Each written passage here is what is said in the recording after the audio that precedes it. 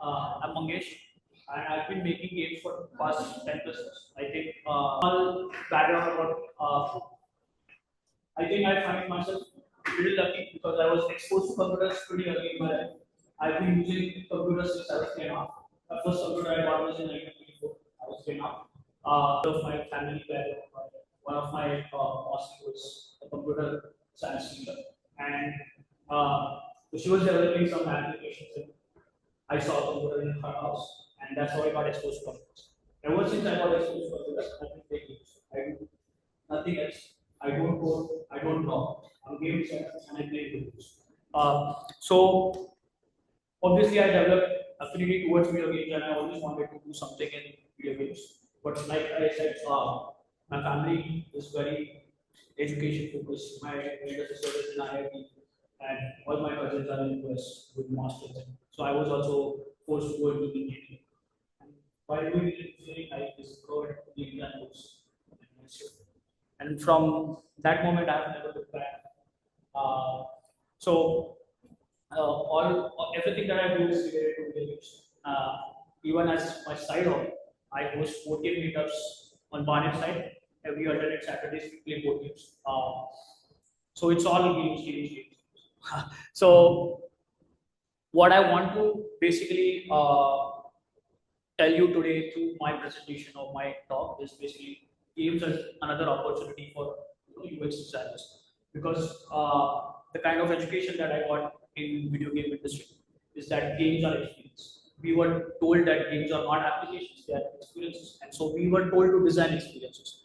Again, there are a lot of I would say differences in terminologies, but there are things which are seen in games and other things when it comes to UX. Okay, so what I'm going to do is I'm going to slide. This is first of all, let me just step and step. This is what I feel. May not be industry kind of thing. That this is not what industry thinks necessarily, but I think I have aligned my thoughts to the industry. So I'm going to introduce what I feel UX in terms of in context of video games. Then some design insights, the terms that you may be familiar with, or we just saw in Anuja's presentation. How can we kind of connect them to video game side and some trends where this is going, what is happening in industry, and some challenges and practices to kind of to put you that okay, these are the challenges. Maybe UX designers can jump in and solve these problems for the game developers. Okay. Okay. So first, I have not used any videos, and I have tried to take examples from games which are popular in general. I am not going to talk about mobile games. I know India is all about mobile games, but I've been playing and making PC and console games. So that's what I have taken examples from. So what is UX in context of video games? It basically refers to how players interact and perceive the game. Okay, so it includes everything. Like I said, UI, controls, feedback, and the narrative. Narrative being one of the most important part. So what you see on this right side is there's an image from Witcher 3. There's another mobile game where it's showing the controls, which are now very popular. And, like mobile games are getting quite popular all across the world, specifically in India. India is one of the leading countries very, very soon. Of course, we can't overtake China just yet. But yeah, and what is the importance basically of UX in video games? In my opinion, players need to understand, navigate, and enjoy the game. Right? We'll talk about how differently people enjoy the game, but this is like a base statement for me. Like players need to understand what is happening in the game. They need to navigate in the game, and they need to enjoy the game. Like your EC3 thing, even video games have their own seats. It's controls, camera, and characters. If you got three things right in video games, I think you will be and basically all these things, the entire UX is basically very, very critical for player retention, satisfaction, and of course overall success of the game. Nowadays, you know there are a lot of things which are not free. Mobile campaign. Is there anyone who's paid for it? What which game? on Steam, right? Have you paid a fee for one mobile platform? No. See, all the mobile games are free to play right now. So yes, there are paid games, but mobile games essentially are free to play. So your revenue comes from a lot of different other factors. And for that, you need to have players retained. They should come back and play your game again and again. Then only you'll start generating more money. Okay. So this is what I'm going to talk about. Now, basically, these are the UX design principles in games that I see. I am not going to explain what user-centric is because I'm assuming that you all know it. In my opinion, usability in video games refers to basically intuitive controls and interfaces, and it has to ensure that players easily learn and master these games controls and interfaces to enhance the overall experiences. How do game do that? First of all, there's a concept of biases. What is a bias? You are biased towards something, right? There are known biases, there are unknown biases. I'm just going to give you a simple example. If you have ever played a video game on a PC, your left hand naturally goes to the PC. It's a known for a game design. I can't just come out of nowhere and say, no, from tomorrow I'm going to use IJK as my I cannot do that in videos. I can try, I'll get back to it, but to build that memory in players' mind, again, I will have to take a lot of effort. Can be a very good probably design challenge, I don't know. But we all know that these are the highlighted keys, are the most used keys in the games, and that is what you use it. So you take any company, any publisher, they mostly use these controls. Have you ever played a game where right click is a yes, but it's a second ability. It's not a primary shoot. The primary shoot is always attack with the left click. Similarly, usability also has like customization is one of the major factors in the game. So a lot of games allow you to change your controls as per your like as per player's controls. For example, I used to play CS 1.4. Today there's CS Counter Strike. Maybe you have heard about the game. If not, you can totally Google it. But when I was playing Counter Strike, I used to use arrow keys as my movement. Now the things have shifted to WSD. I still customize my keys to the arrow keys and I play it. Just to give an example. Okay, so that's usability for video games. Then accessibility. Video games. Everyone wants to play video games. Just to give you a very global thought, 50% of China is playing games right now. Okay, I'm talking about one country. Any point of the day, 50% of the China is playing games. So you can't control who's playing. You, no matter how much target audience, persona creation, everything you do, there are going to be players who may not be part of your target audience and they're going to play a game. In that particular target audience also, there are going to be a lot of people which have diverse skills, abilities, maybe some problems, which is what I'm showing here. Basically, every single game nowadays has an accessibility setting these days, which is completely designed by UX designers. UX designers jump in to design these accessibility settings. A very famous game, Overwatch, which was Game of the Year in 2016. Overwatch 2 is still going on. It turned into a global esport, just a World Cup where there are leagues of Overwatch. They have this setting, which is a colorblind filter. This came from a UX design team to Blizzard. Blizzard has been making games since I remember. I think if you have heard about World of Warcraft, 25-year-old game, Blizzard is basically a trendsetter. They make a game and that's it. Right. Take any game. They have introduced accessibility settings for colorblind people. There is also a setting where in most AAA games are the games which are big projects. Most AAA games now have what do you say? Speech to talk or like like whenever you click it, it talks basically. So for people who don't understand languages or people who have disability with their eyes, they have these settings in the games as well. So that is accessibility. Consistency, I don't need to talk about what consistency is, but if this is very crucial part when we design games, we have to maintain consistency across the game, throughout the game. This is a very popular indie game called Hades. Hades 2 will release next year. There are 6 people company make millions and millions of money on Hades. If you see, the top one is actually tutorial, and this is a mid game. It maintains the perspective, it maintains where people can go and buy their items, buy stuff. In tutorials, they are free, in there, they are paid. You can say whatever your earnings are on the bottom right. So, consistency is maintained everywhere, and it basically creates a predictable gaming experience. Uh, and it is very crucial for players to. So, this is the concept of habit building. You have to build a habit for the player. Then only you can challenge him to some surprises. So that is why this is very crucial. So that is consistency in my opinion. Okay, affordances. I think you are familiar with the term also. This is basically it acknowledges like or it ensures elements such as their function. And in games, we are expected to design elements in a way that suggests their purpose and use, making the game more intuitive to navigate. Both examples show climbable part of a level. The top is graphics, very realistic graphics, the ropes. People might may think it's a picture, but it's a video game.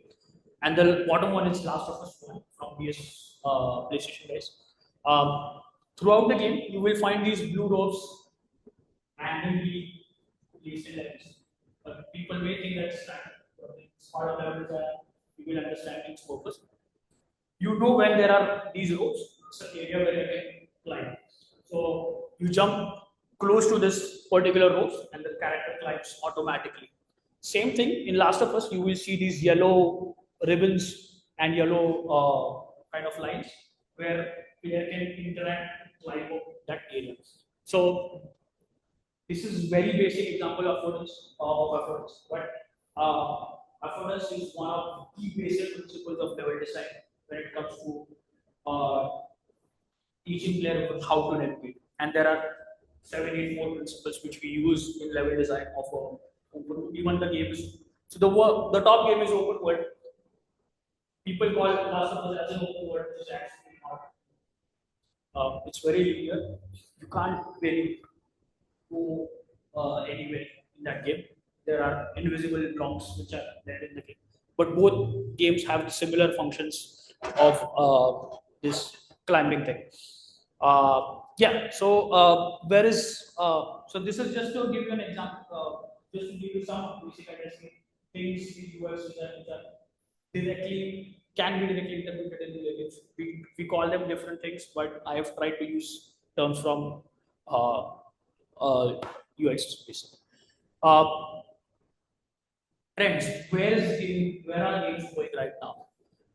I have used term hyper personalization, and that's exactly why I wanted to show you the bottom image. The bottom image is from a latest game called Dragon's Dogma, okay, where you play as it's an RPG, it's a good game, you play as some fantasy character. The character customization has reached a level where you can choose your nose length, your bridge width, your bridge height, your literally everything. Your nostril height can also be customized. This is hyper personalization. I can create my own face using presets. They have reached a point where I can create my own face. Game is allowed. You know how much time player spends creating a character? Years. Even before starting the game. This is the first thing that you do. Create character. There is main menu. Start to game, create character.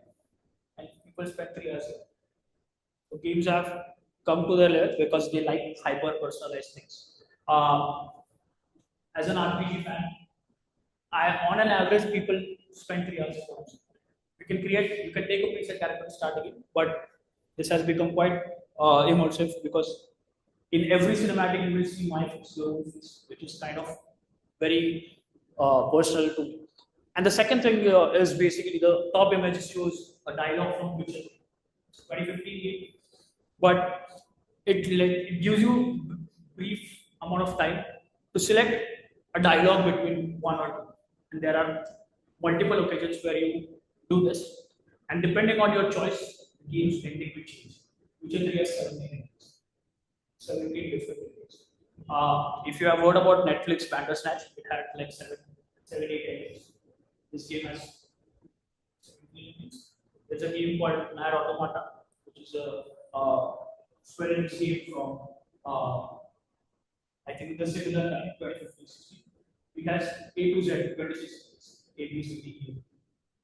And it matters how you play the game and what choices you make in the game. And that is what makes it a personal thing. So the personalization is not just in the looks, it's also in the narrative now. When I talk about future, NVIDIA is also developing an AI which, along with Convo AI, where the dialogues can be voices. I can literally talk to the guy, anything. And that there's a demo which you can see later on. But yeah, so hyper personalization is one of the trends that I want to talk. Minimalistic UI, clean design. You mentioned now. Games are also aiming for it. Initially, you remember there used to be health bar here, bullets, number of bullets, number of collectible things. It has gone now. The game looks like this. 2024 games look like this. This is Dead Space game. It's a remastered game. The 2008 game remade in 2024 basically. Your health is this. There's no health bar. The health bar is now on the player's body. Number of bullets is on the gun. And this is a game called Metro, where it's from kind of post-apocalyptic, like post-nuclear war kind of thing, where you're staying in tunnels and use lighters for lights. And it's a kind of a World War kind of setting. So in that, initially the objectives used to come on screen, which is non-diegetic, which actually are immersive, immersion breaking. Now, if you want to look at the objectives, you have to press tab and it takes out the pad and the objectives will come on here, like I have shown in the screenshot. It makes the game more immersive. It makes we connect to the game even better on a very different level. So that is why these are called diegetic UIs, by the way. They are a thing in VR. It has to be there basically, but it has come to non-VR games, like you can see here. Cross-platform consistency. People want to play games on like according to their convenience, right? I want to play the same game on PC when I'm in front of PC, but I went away from the PC. Now I want to play the same game on mobile, and it has to be seamless experience because it's very crucial for my game to be played at all times. As a developer, I want to be there. So I want to kind of provide same feedback, same experience on mobile phone or Xbox or PC. This is Fortnite. If you notice, the top image is from PC, the bottom image is from mobile phone. It maintains its all the UI elements that you can see are same. And this is one of the challenges is what I think, because very few games are managed to practice. In fact, PUBG absolutely is horrible at maintaining the consistency across platforms. If you see the PUBG on PC, it's mind-blowing. It's not that great on mobile. Unfortunately, we tends are exposed to mobile games. So people think, okay, mobile is this thing. But you look at the PUBG on PC, which is available on Steam, which I have covered in the next. But yeah, so this is very crucial thing. Cross-platform consistency is going to be a big thing.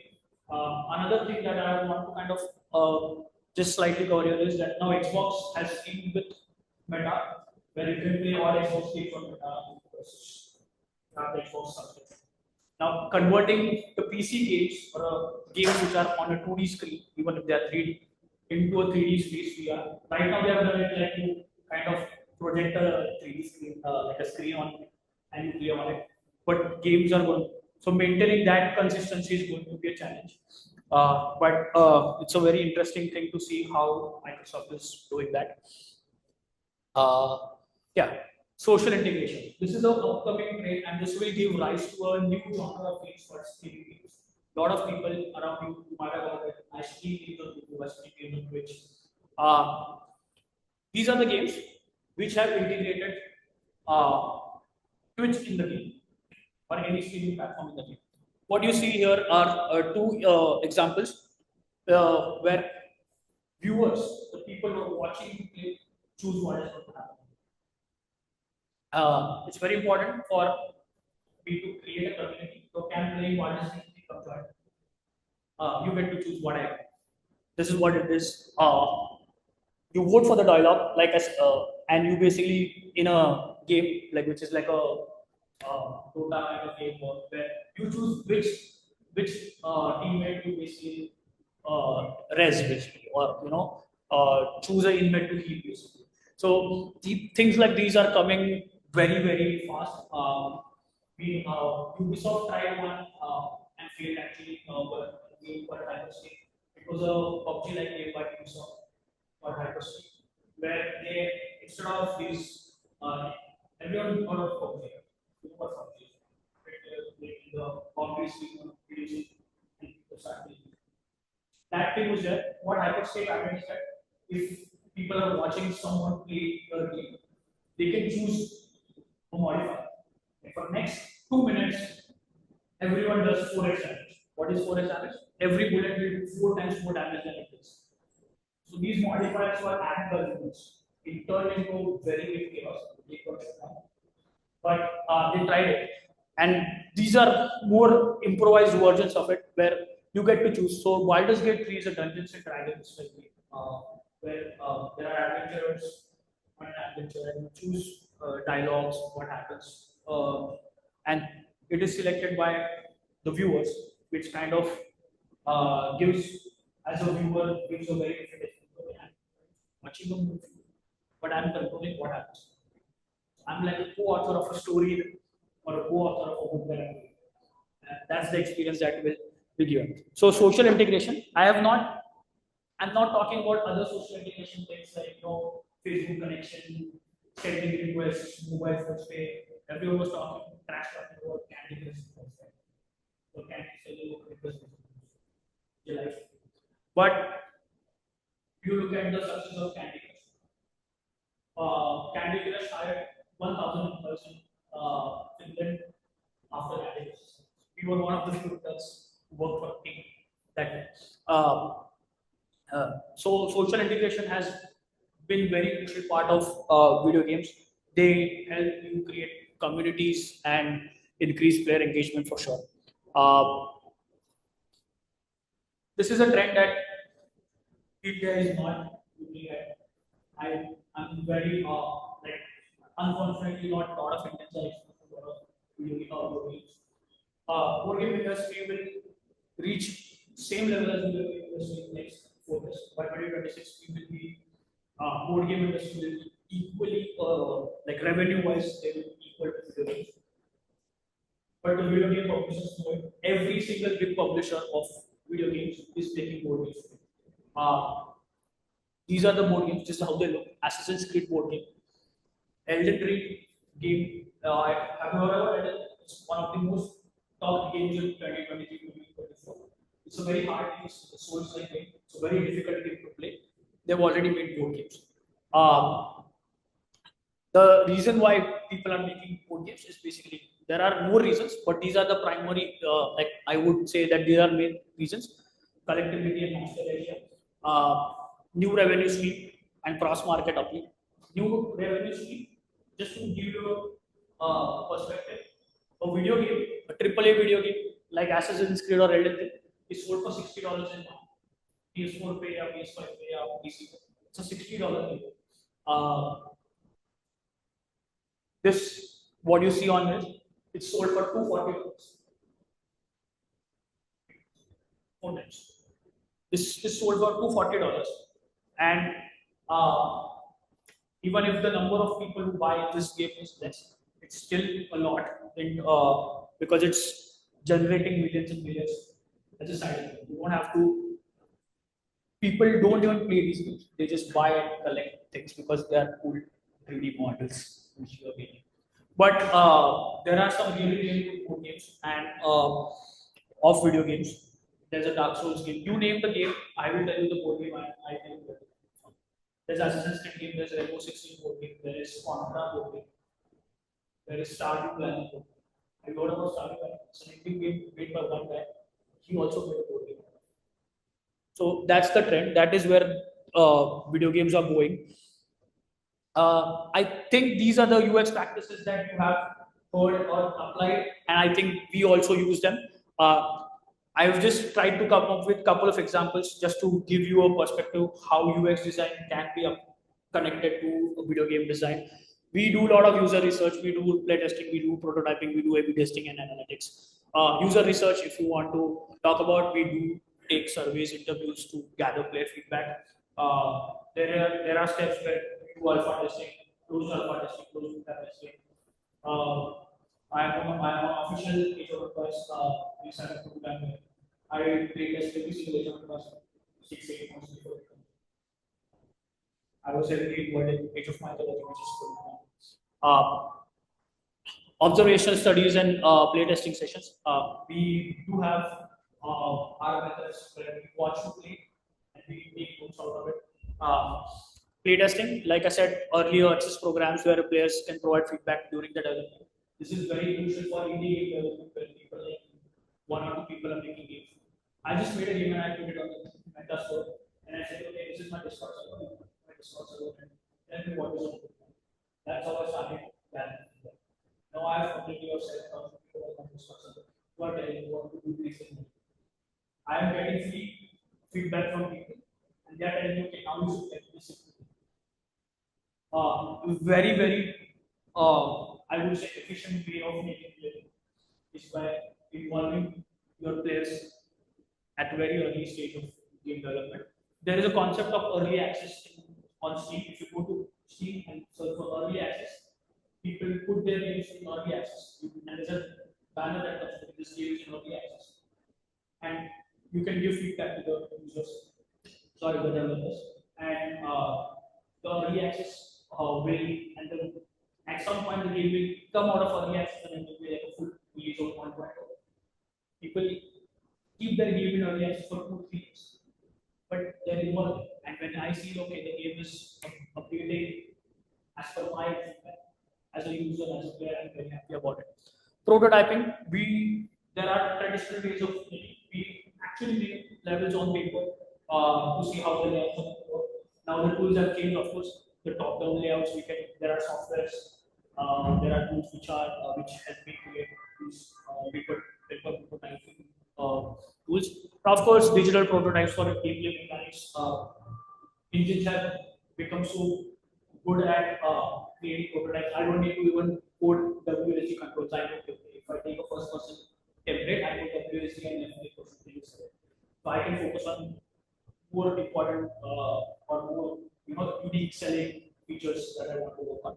So digital prototypes from Unreal, Unity, Godot, the new engine is coming, Godot, which is for 2D games, very popular engine. It will pick up quite far soon.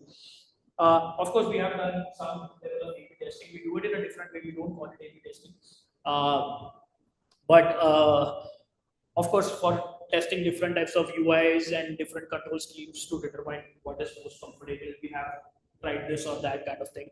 And also analytics. Nowadays, games focus a lot on analytics. I mean, just to give you my games example. I'm making a VR game, and from the moment player clicks on the game applications icon, I know where player is, and I basically it's very obvious. I want to understand how player is going to a particular game or picking up the weapon. I also record every score, every single action that players do. I record, and then I think players are using a particular game more often than this one. So I need to rework on the ones that is not being used in my game. Mobile games are full of analytics. You unknowingly give permissions to a lot of things on your mobile, but it's very crucial for a game to understand what is going on in the games. So if you have noticed, if you have ever played games like Temple Run or Subway Surfers, they gather a lot of data from your phone to see what to launch next. One of the best examples that I like to give is when Subway Surfers came out, a movie called Milkha Singh become very popular. The movie was very popular in India. They had launched Milkha Singh within a month of release of movie. And this is what analytics can get you. And they sold that character. It was a paid character. You had to pay 230 rupees by Milkha Singh. Game has made shit out of it. So these are some practices that this is just like I said. This is very surface level information. There is a lot of things you can do in games. Where is like a future directions? If I want to talk about is there's a concept of adaptive AI. Difficulty changes as per player's performance. This is the latest screenshot from latest FIFA. It says that difficulty changed to world class while playing the game. If the game doesn't pause because you're playing too well, now I'm changing the difficulty to a slightly. You're playing well, the game also shifts down to the difficulty. The top screenshot is from a slightly older game called No Man's Sky. Again, small team called Halo Games, 10 people. When this game came out, they hyped that every single person on earth plays this game for 39 years, then only they can finish. Because they had used procedural generation to create this game. They have some 40 million planets that can go on and use. The procedural generation has gone to such a level. It's not just the planets are getting procedurally generated. Every single flora, fauna, and structure on the planet was getting procedurally generated. They had like a huge sheet of animal parts, and the game would code. So every single person who's playing the game had different experience. So that is where the adaptive AI kind of thing is there. It's gone even beyond, but these are just a couple of examples that I've. The dynamic difficulty is now default in all games. Initially, older games they used to ask which difficulty you want to play on, semi-pro, pro, amateur. Now the games don't ask. They will they will ask you to play or complete a kind of a circuit. Then you got how to play. This is your difficulty. And throughout the game, I can increase the increase as per my performance. Like I said, haptic feedback has gone to a very different level. This is a Meta controller, Meta Quest Pro controller. It has three different haptic devices inside. The LRAs are actuators, and body has a coil modulator, something like that. And I can control all three things differently. So if I'm holding a gun, I know my these three fingers are they will feel the vibration. Or like let's say it's my trigger finger. My trigger finger needs to feel I can create that in Quest controller now. Also, initially the motors were they are more mechanical now, but now you can PS5 controller gives you a trigger control test. So for PS5 also, PlayStation Sony lets you control the vibrations and stuff like that. So it kind of enhances your immersion and basically it's very important for gamers nowadays. Uh, Gesture controls. Just a few minutes ago when I was talking to these guys, this is the game kit that you get. It's a game is called Star Wars Jedi Challenges. You get it in India for 15,000 rupees. It comes with a headset, it comes with a lightsaber, it comes with a voice control device. The entire game is controlled by voice. There is nothing else, and the lightsabers gesture. So, and of course, there are some games which are now. This is an archery game which is in development. You actually have to do the archery action to basically shoot in the game. Also, VR is again another example that we all know that you have to actually do. IB cricket, if you've heard about the game, made in India, making billions. It's about playing cricket, a very realistic experience. They have with their own controller, which attaches to like a bat-like controller, where you can actually experience absolutely real-time bowling of people, fast 130, 135 kilometers per hour on IB cricket. So, and you have to have a gesture control in order to play the shots properly. So that is where future is going. Augmented reality. There is a lot to talk. Again, I will be very brief. These games are making some really good fun experiences, I would say. The top one is a tennis, where you actually this boundary gets created in AR basically, you can see, and you have a screen where you can see the other player playing. And this is a fitness game, and it's one of the most popular genres in VR and AR right now are fitness games. Like where you do some fitness, but while playing a game. So if you heard about a game called Beat Saber, where the beats come and you have to just kill them with the saber, they have turned it into an exercise game. Now the beats come and you have to kick them and box them basically. So very fun experience, and you get to see how many calories you burn also. So mix and so that is where AR is going. Board games have come up with AR cards where you have to scan things with the mobile phone, which kind of things. Now I'll talk about challenges. Uh, this is one of the almost ongoing challenge. Is basically balancing between the complexity and the usability. Uh, Creating game that is complex and deep while being accessible and intuitive is a very big challenge.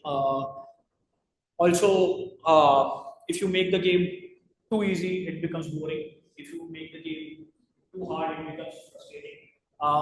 So you have to kind of maintain your game into this flow zone. Again, there are ways of doing it. I'm not here to talk about how to do it, but things are there where there are ways of doing this. This is true for narratives also. If you make the build up too much, like I said, if there are issues, uh, let me create characters for 3 hours. Someone might get bored, but so how to cater that? So there are features that designers will think of and include in the game. Okay, if you don't want to get into character creation, just skip it. We will create a setup and start playing.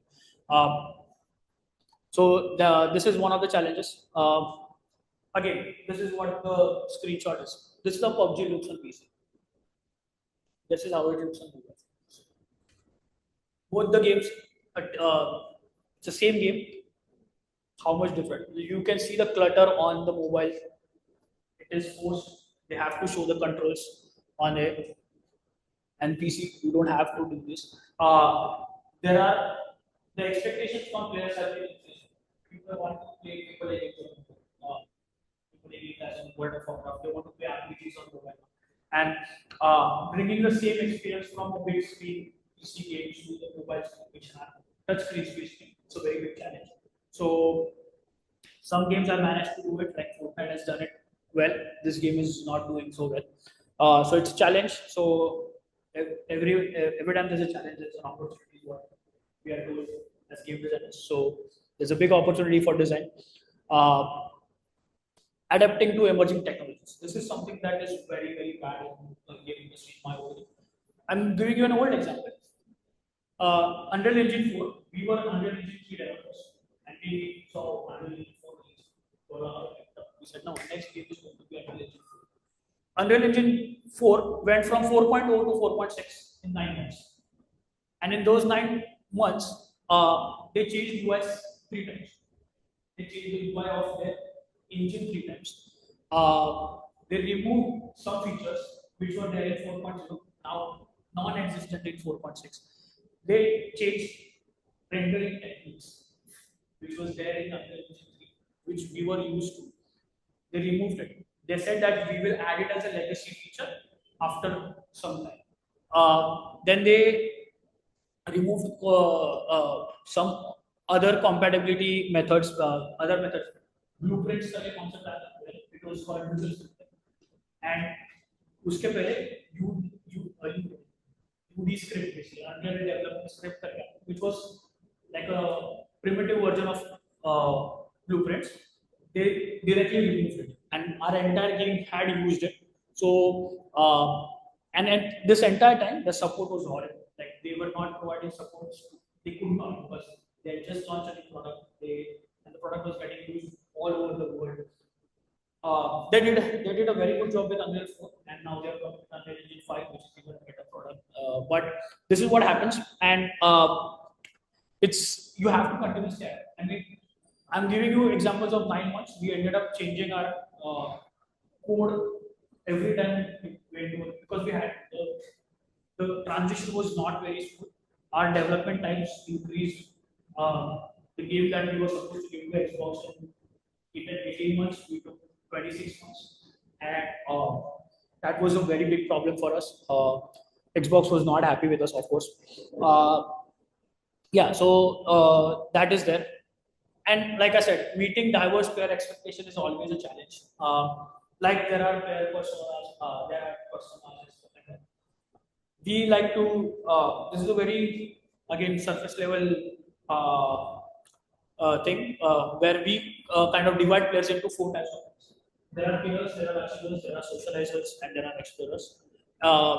And even in that, players have players enjoy games in different ways, and even in that there are subcategories. For example, people who like action, they might enjoy guns or destruction kind of thing because it's an action thing.